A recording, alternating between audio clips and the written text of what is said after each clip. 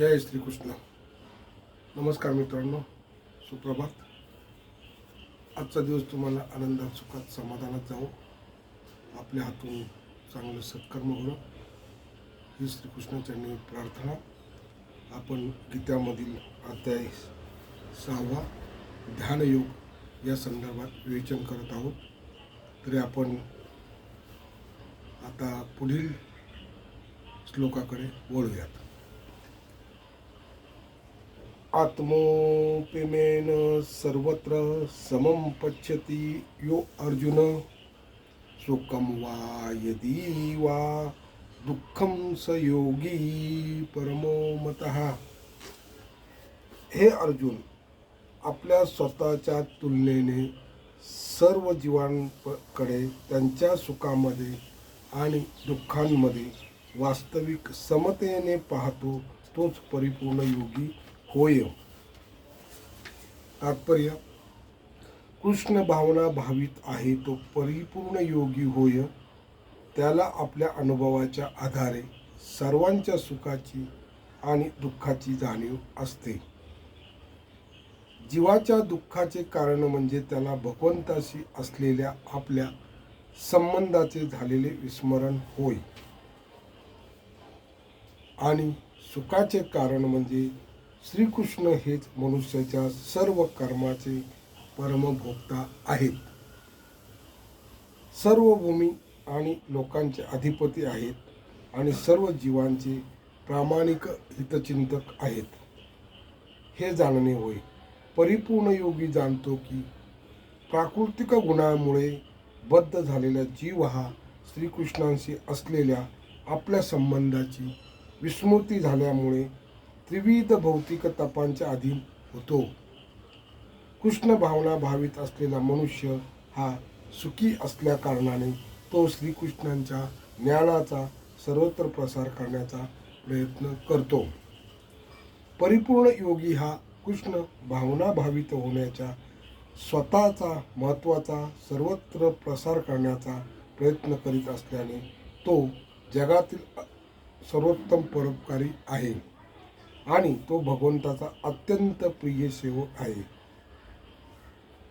न तस्मान मनुष्येषु कल्मेषु प्रियकृत्यम. दुसऱ्या शब्दात सांगायचे तर भगवंताचा भक्त हा सदैव सर्व जीवांच्या कल्याणाकडे लक्ष देत असतो आणि ह्या प्रकारे तो वास्तविकपणे प्रत्येकाचा मित्र असतो. तो सर्वोत्तम योगी, कारण तो स्वतःच्या वैयक्तिक लाभासाठी योगसिद्धीची अभिलाषा करीत नाही, तर तो इतरांच्या हितासाठी प्रयत्नशील असतो. तो आपल्या बरोबरीच्या जीवांचा मत्सर करीत नाही. भगवंताचा विशुद्ध भक्त आणि केवळ आपल्या वैयक्तिक उन्नतीची कामना करणारा योगी यांच्यामध्ये हाच फरक आहे. पूर्ण रूपाने ध्यान करण्यासाठी एकांतवास स्वीकारलेला जो योगी असतो तो प्रत्येक मनुष्याला कृष्ण भावना भावित करण्याचा प्रयत्न करणाऱ्या भक्ता इतपत परिपूर्ण असू शकत नाही. मित्रांनो, भगवान श्रीकृष्णांनी इथपर्यंत ध्यानयोगा संदर्भात सांगितले आहे.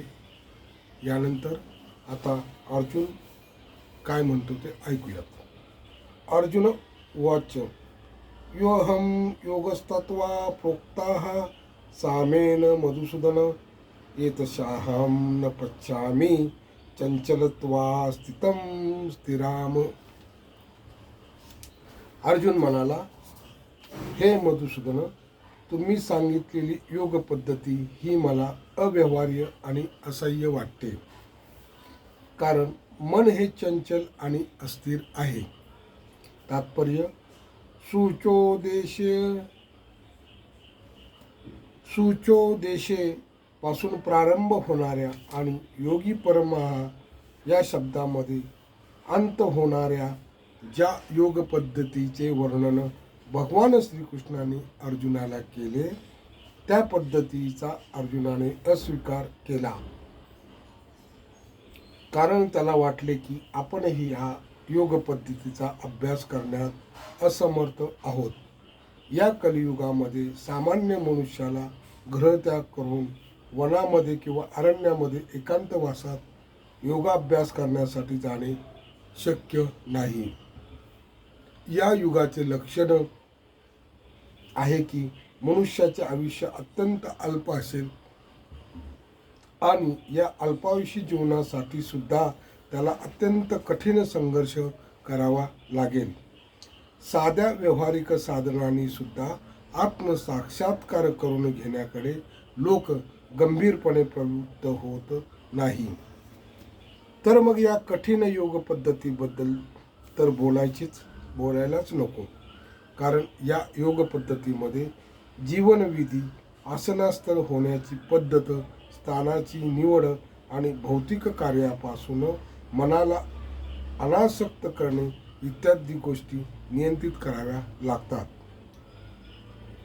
व्यावहार्य मनुष्य या नात्याने अर्जुन या योग पद्धतीचा अभ्यास करण्यास सर्व प्रकारे योग्य असला तरी त्याला या योग पद्धतीचे आचरण करणे अशक्य वाटले.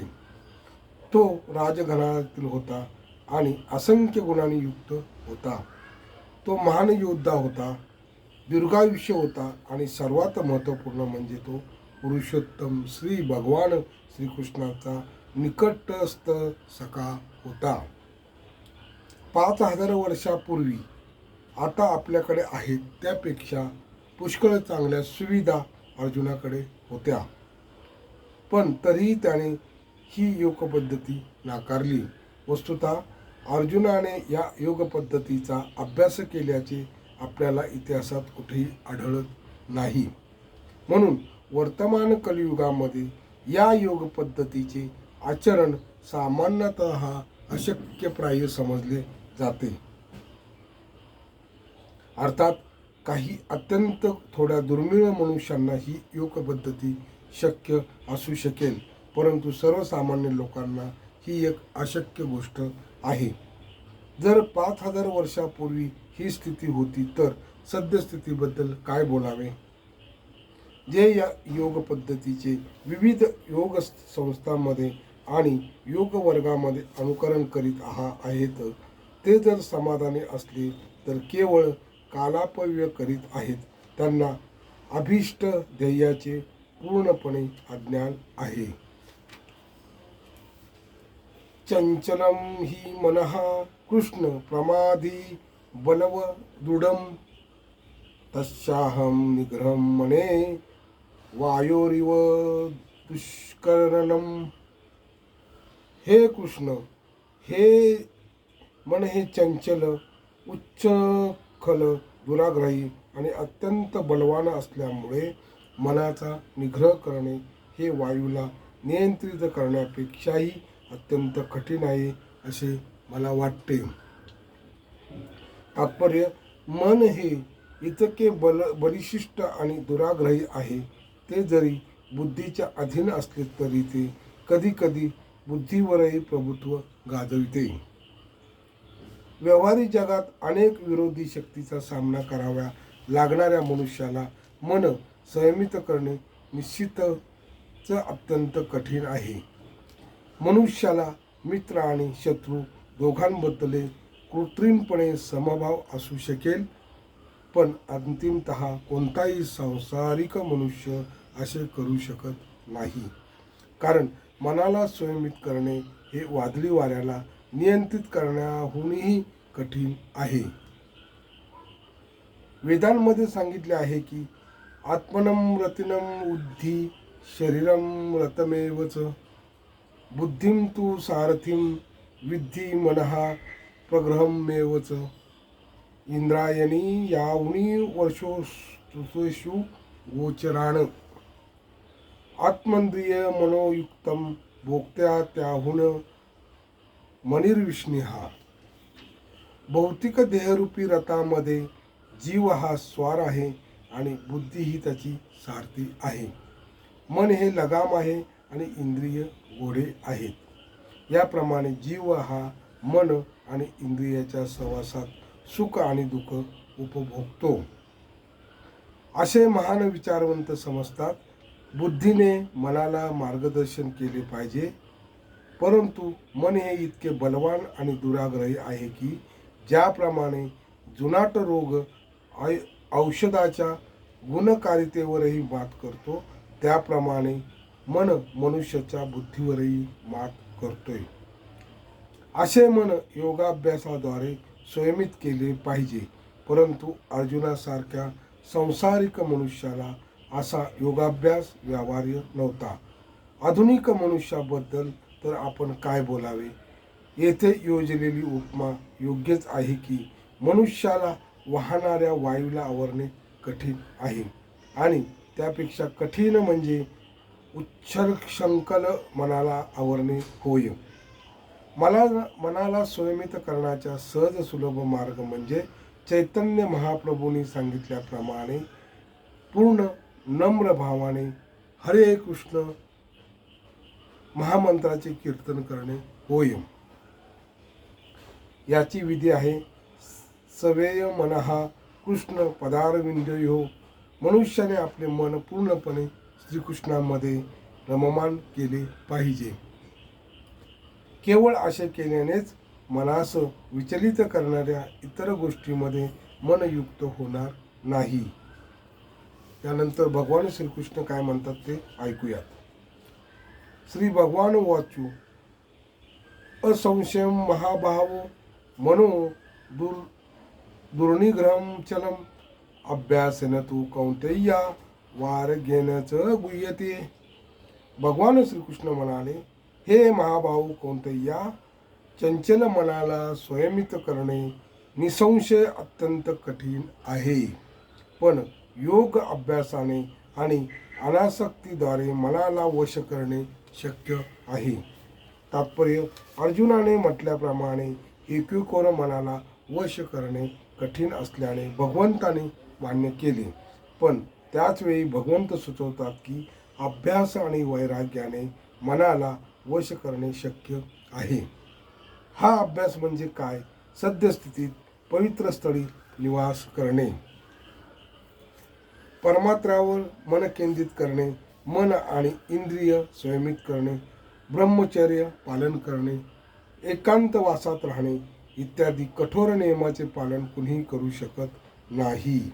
तरी कृष्ण भावनेमध्ये मनुष्य नवविधा भक्तिपूर्ण सेवेमध्ये युक्त होतो. या नवविधा भक्तीमधील सर्वप्रथम पायरी म्हणजे कृष्णलीलांचे श्रवण होय. मनाला सर्व कल्मशापासून शुद्ध करण्याचे हे दिव्य आणि प्रभावी माध्यम आहे. मनुष्य कृष्णलीलांचे जितके अधिक श्रवण करतो तितका तो अधिक प्रबुद्ध होतो आणि मनाला श्रीकृष्णापासून दूर नेणाऱ्या सर्व गोष्टीपासून अनासक्त होतो. ज्या कार्यामुळे भगवद्गीता होत नाही अशा कार्यापासून मनाला विरक्त केल्याने वैराग्याचे शिक्षण सहजपणे प्राप्त होते.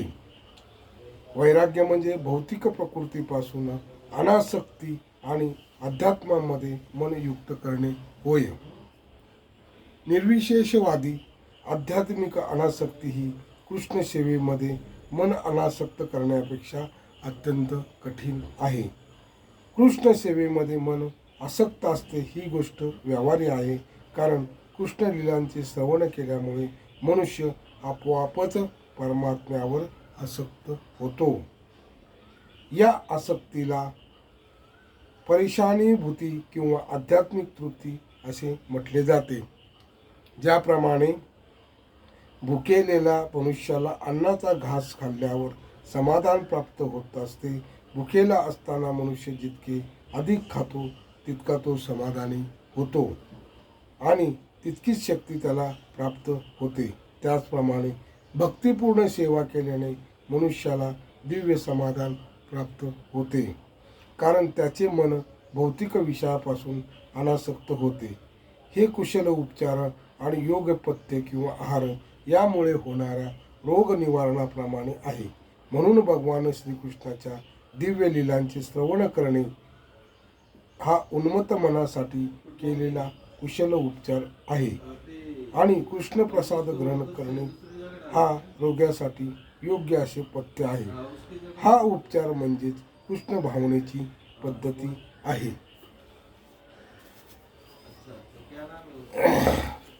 असंशयात्मानां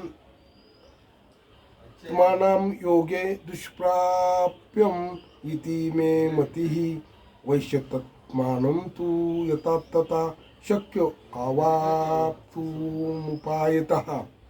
ज्याचे मन उच्छृंखल आहे त्याला आत्मसाक्षात्कार होणे कठीण आहे, परंतु ज्याचे मन संयमित आहे आणि जो योग्य साधनाद्वारे प्रयत्न करतो त्याला निश्चितच यशाची शाश्वती आहे, असे माझे मत आहे.